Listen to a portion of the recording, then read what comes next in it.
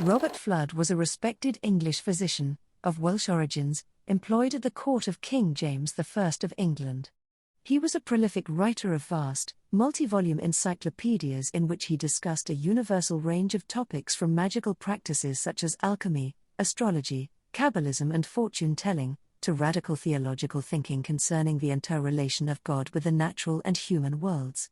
However, he also proudly displayed his grasp of practical knowledge, such as mechanics, architecture, military fortifications, armaments, military maneuvers, hydrology, musical theory and musical instruments, mathematics, geometry, optics and the art of drawing, as well as chemistry and medicine. Fludd used the common metaphor for the arts as being the ape of nature, a microcosmic form of the manner in which the universe itself functioned. Fludd's most famous work is The History of the Two Worlds, Utrius Cosmi, Historia, 1617-21, published in 5 volumes by Theodore de Bry in Oppenheim. The two worlds under discussion are those of the microcosm of human life on Earth and the macrocosm of the universe, which included the spiritual realm of the divine. Fludd himself was a staunch member of the Anglican Church. He was educated in the medical profession at St. John's College in Oxford. In 1598 to 1604/5 he set out for an extended period of travel on the continent.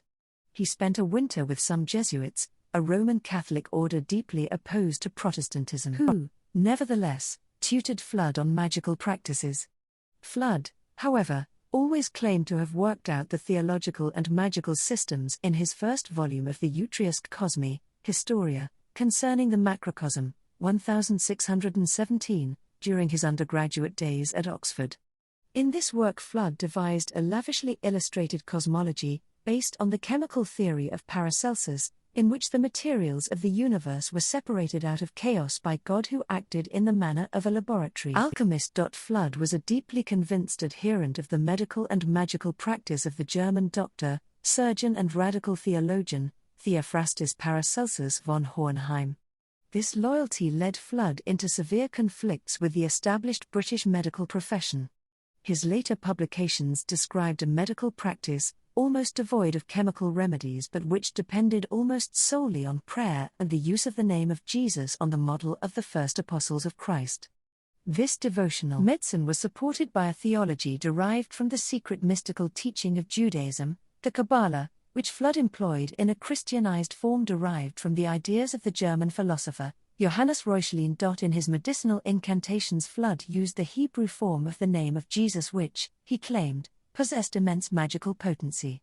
He equated Jesus Christ with the Kabbalistic angel Metatron, the heavenly form of the Jewish Messiah, UCH, 1621, 2-5.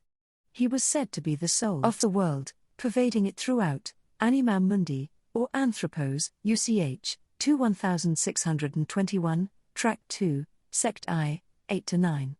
Fludd states that Hakmah, wisdom in the Kabbalistic tree of life, is the same as the verbum, the word in the Christian Gospel of John who is identified with Jesus Christ. The Christian word is the same as the first letter of the Hebrew alphabet, Aleph. This Christian Messiah is the most potent medicine for all human ills. The verbum, or Metatron Christ Messiah, is the form of God himself, residing in the Son. In Fludd's medical theories the operation of the aerial niter, or quintessence, in the human body was of critical importance to health. It was said to originate in the tabernacle of the aerial spirit which was the sun. The essence of the aerial niter was celestial light.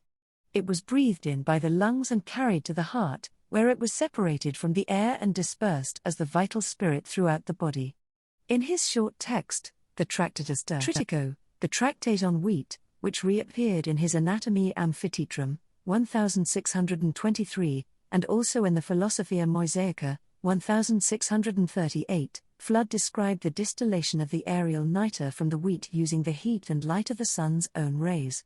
Fludd claimed that this distilled spirit was the universal panacea, whose generative celestial fire had been drawn out of the sun. All of Fludd's treatises were lavishly illustrated with extraordinary engravings, unique in their form and subject matter, which have the visionary quality of a genuine spiritual seer and which exerted an influence on his contemporary occultists such as Michael Meyer, Jacob Boehmer, and Johannes Mullius.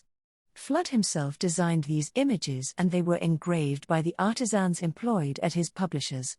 Some of his own original drawings still exist for the first volume of the Utriusque Cosmi, Historia, 1617.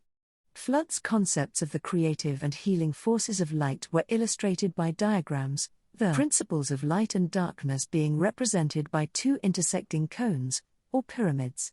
The base of the pyramidis formalis was placed in the empyreum of God, signifying rays of divine light, while the base of the pyramidis materialis was located on the earth pointing upward towards God. Fludd described these diagrammatic forms as pyramid lucis, cones of light, claiming to have invented them himself, although they seem to be based on antique and medieval optical theory. Within the lozenge shape created by the intersection of the downward and upward pointing cones, Fludd placed the sun, since the nature of this sphere balanced the oppositions of spirit and matter, male and female, sulfur and mercury. From the outset in the macrocosm, UCH, 1617, Fludd's cosmogony was based on the three generative principles which were those conceptualized by Paracelsus in his own alchemy, namely, those of light, darkness and water, from which emerged the three primary elements that constituted matter, that is, salt from darkness, as the prima materia, sulfur from light, as the soul, and mercury from water, as the spirit. These, in turn, produced the four qualities of antique and medieval physics, the qualities of heat, cold, dryness and moistness. Fludd's alchemical cosmology was explained by a series of intricate geometrical diagrams of great power and beauty.